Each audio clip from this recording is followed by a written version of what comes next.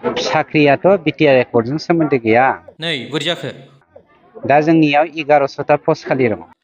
बिदिसो।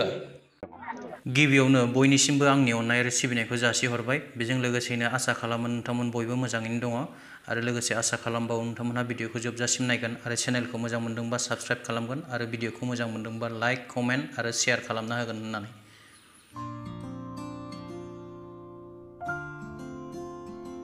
बिटिआरनि सासे गुनि गियानि इएम आरो बयजोंबो अनसायजानाय, बयजोंबो बाख्नायजानाय, बयनिख्रुइबो साबसिन हामसिन खोथा बुंनो रोंनाय, बयबो रायजो राजाफोरखौ अनसायनो रोंनाय आरो माब्लाबाबो गाज्रि खोथा बुंफेरनो रोङै सासे इएम जोंहा दङ। बिथाङा दाख्लै पृथ्वीराज नारायण देब मेस बिथांखौ माखासे खोथा बुंदोंमोन। दा बे बुंनायनि फिनजाथायाव पृथ्वीराज नारायण देब मेसआबो बिथांखौ जोबोद मोजां रावजों बाख्नायदों। बिदिब्ला बिथां सानैनि मा बुंलायामोन बे भिडिअखौ एसे नायनानै लादिनि। তেখেতে আসলতে বড় মানুহ না বোলে কোচ মানুহ, এই বস্তুটো অলপ আমাৰ বিটিআৰবাসী ৰাইজত ক্লিয়াৰ হৈ যাব লাগে। দ্বিতীয়তে আমি তাক বহু সৰু ল'ৰা বুলি জানো আৰু বহু সময় তেখেতে সৰু ল'ৰা হ'লেও তেখেতে নিজকে মধ্যস্থতাকাৰী বুলি কৈ লয় আৰু আমি মধ্যস্থতাকাৰীৰ যোনটো মিনিং, ইয়াৰ অৰ্থটো আমি আসলতে হিন্দীত বিজুলীয়া বুলি আমি গম পাওঁ। আৰু এই ব্যক্তিবিলাকৰ কামটো তেনেধৰণৰ হয়, তেখেতসকলে দুই সাইডৰ পৰা জীয়াই থকাৰ এটা মানে জীয়াই থকাৰ কাৰণে যি আৰু মেণ্টেল ইলনেছটো হয়তো তেখেতৰো হৈছে, কাৰণ সৰু বয়সত বহুত কাম কৰিছে তেখেতে। কেতিয়াবা নাগালেণ্ডত না মণিপুৰত AK-47ৰ দাম তেখেতেও খবৰ লৈ আহিছে, ৰাইজক কৈছে ইমান টকাত পাই। भिडिअखौ नुबाय आरो बिथाङा मा बुंदों खोनाखाबाय। दानिया बिथांनि बुंनायनि फिनजाथायाव पृथ्वीराज नारायण देबा बिथांखौ मा बुंखो? खाला खावा दाउखा गोसोमनो। खम जारला बे भिडिअखौ एसे नायदो।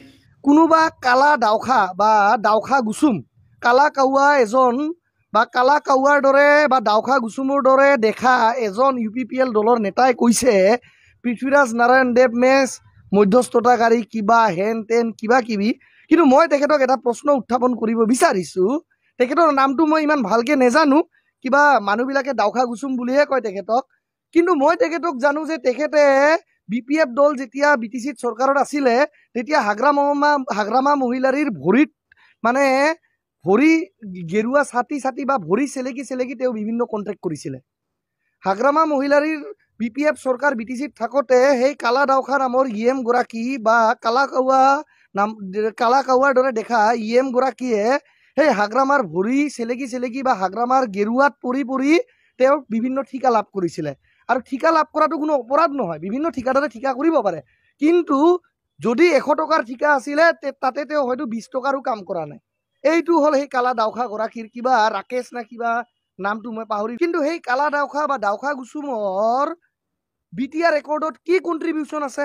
মই প্ৰমোদ বড়ো ডাঙৰীয়াক চিনি পাওঁ, লৰেন্স ইছলাৰী ডাঙৰীয়াক চিনি পাওঁ, মই চাওৰাই গৰাক চিনি পাওঁ, ৰঞ্জন দৈমাৰী ডাঙৰীয়াক মই শ্ৰদ্ধা কৰোঁ। भिडिअखौ नायनानै निस्सय रायजो राजा नोंथांमोनहा बुजिबाय मा जायामोन आरो मानि थाखाय बेबायदि राव ओंखारलायखो, मानो बेबायदि जालायलायखो। बाथ्राया जाहैबाय सिन्था खालामनांगौ जाना फैबायलै जोंना बे सारा एसे खोथाफोरखौ एसे बांद्राय बुंलाबायना, एसे इएम हिसाबै एसे गावहाबो वेट दं, अजन दं, एसे मान सन्मानफोरखौ लाखिलायनानै बाथ्राफोरखौ बुंनांगौ। खिन्थु बाथ्राफोरनि बुंनाय माखासे रावफोरा गनायजाथाव जानांगौ। माने पइन्टआ मोनसेयानो जानो हागौ, नाथाय बाथ्राफ्रा माखासे गनायजाथाव जानांगौ। रावफ्रानो एसे आलदा रोखोमनि रायलायो नालाय, दा गावखौबो बे गावनि रावजोंनो फिननाय होफिननाय बायदि जादोंना जायाखै बियो। बे मोनसे टपिकआ थांबाय दे। दानिया आरो मोनसेयाव फैदिनि। दानिया मोनसेया जाहैबाय साख्रि होग्रा इएमबो दं जोंनाव सासे सार। साख्रि बिथाङा खालि साख्रिल' होयो। बेसेबां मानसिनो होबोखो, गोबां मानसिनो होबोबाय खोमा। आरो माब्लाबा साख्रिनि भेकेन्सिखौ ओरै आसियाव हमनानै बिथाङा खोन्थायो, माब्लाबा 200, माब्लाबा 400, माब्लाबा आरो नै दा 1100, 1100, 1100 जननि भेकेन्सि दंबावोलायनो।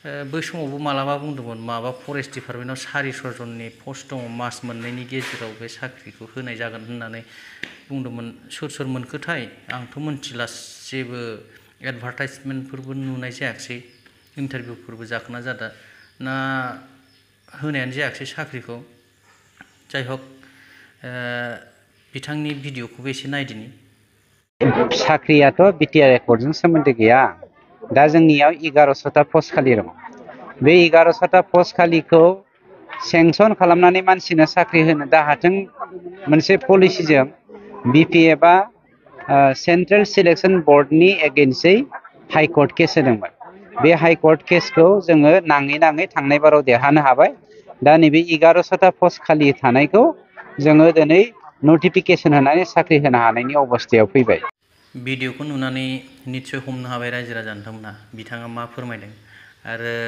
साख्रिया एकर्डजों जेबो सोमोन्दो गैया होनना बुंदों मा राव जालायखो बेलाय माथो बै समावलाय माथो माबा पेरामिलिटारियाव माबायाव माबा माबि साख्रि मोनगोन माबा मोनगोन गासैबो एक्स एनडिएफबि फोरखौ रिहेबिलिटेसन होगोन आरो जायफोरानाखि साख्रि मावनायनि उपयुक्त बैसो दं फिटनेस बिसोरखौ बबेबा मिलिटारि पेरामिलिटारि CISF माबा माबिफ्राव हरगोन बेफोरबायदि अनेक खोथा ओंखारदोंमोन नाथाय दा बिथाङा मा बुंखो साख्रिया एकर्डजों जेबो सोमोन्दो गैया होनना बुंदों ना आं बुजिनो मोना बिसोर मा रायलायो गासिबो खोथाखौ पलिटिक्सआवल' लांजोबोब्ला बोरै जाबावनांगौ जाखो दा रायजो राजाफ्रा बिनि सायाव मा बुङो आं गोबांथार खोथा बुंला दा सारा भेकेन्सिखौ डिक्लेयारल' होयो भेकेन्सि दं होननानै नाथाय बे भेकेन्सिफोरखौ माब्ला फुलफिल खालामगोन बिनि थारिखखौ दिनैसिमबो सारा होबोआखै सिगांफ्रानो अनेक भेकेन्सि फोसावबोबाय सारा साख्रि होसिगोन सोरखौबा दुसिलाबाय थाबा जायाना नाजानानै थाबैनो लाबोनांगौ रायजो राजाफोरखौ माने सुबिदा होनांगौ आं बेखौसो आसा खालामदों आं गोबांथार गोलाव खालामनो सानाखिसै दिनैनि भिडिअखौ एसेयावनो दोनथ'बाय थेंक इउ जय बर' हारिनि